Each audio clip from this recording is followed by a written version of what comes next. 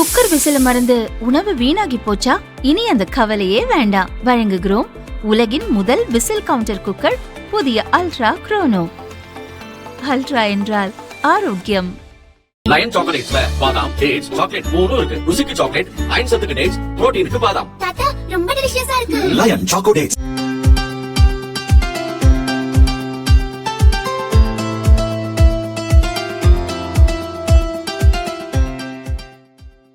சென்னை எழும்பூரில் தனது பிறந்த நாளை முன்னிட்டு ஆதரவாளர்களுக்கு சரத்குமார் விருந்து வழங்கினார்.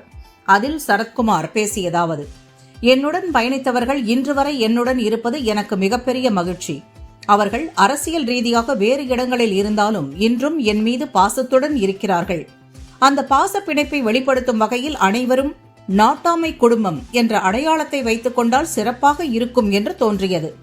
அதனால் நாட்டாமை குடும்பம் என்று கையில் பச்சை குத்திக் கொள்ளலாம். நானும் நாட்டாமை குடும்பம் என்று பச்சை குத்தி இருப்பேன். ஆனால் தற்போது படப்பிடிப்பு இருப்பதால் குத்தவில்லை.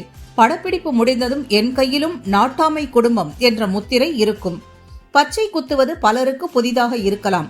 ஆனால் என்னுடன் பயணித்தவர்கள் உணர்வோடு செய்து கொள்வதுதான் இதன் நோக்கம். இது அனைவருக்கும் கட்டாயம் கிடையாது. சிலரால் பச்சை குத்திக் கொள்ள முடியாது. மருத்துவ ரீதியாகவும் சிலருக்கு ஒத்து வராது. இது ஒரு கிரீன் கார்டு போலத்தான். கையில் நாட்டாமை குடும்பம் என்று பச்சை குத்தி இருந்தால் என்னை சந்திக்க வரும்போது எளிதாக நேரடியாக சந்திக்கலாம். பச்சை குத்துவது என்பது அந்த உணர்வை உறுதிப்படுத்துவதுதான். பச்சை குத்தும் பழக்கம் அந்த காலத்தில் இருந்தே இருக்கிறது. நான் ஏற்கனவே எனது வலது தோள்பட்டையில் தேசிய கொடியை பச்சை குத்தியுள்ளேன்.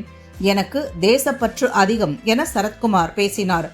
சரத்குமாரின் பேச்சை கேட்டதும் அவரது ஆதரவாளர்களில் சிலர் பச்சை குத்தி கொண்டனர்.